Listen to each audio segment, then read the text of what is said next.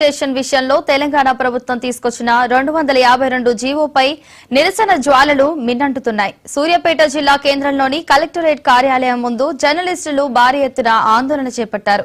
Accreditation కార్డులు, media కార్డులంటూ రెండు రకాల విధానాన్ని ప్రవేశపెట్టి జర్నలిస్టుల మధ్య విభజన తీసుకురావడాన్ని జర్నలిస్టు సంఘం నాయకులు తీవ్రంగా ఖండించారు.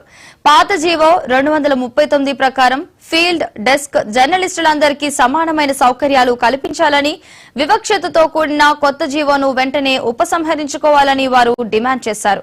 అర్హులైన ప్రతి జర్నలిస్టుకు అక్రిడిటేషన్ కార్డు అందజేయాలని కోరుతూ కలెక్టరేట్ లో వినతి పత్రం అందజేశారు. ప్రభుత్వం స్పందించకుంటే ఉద్యమాన్ని మరింత ఉధృతం చేస్తామని ఈ సందర్భంగా హెచ్చరించారు.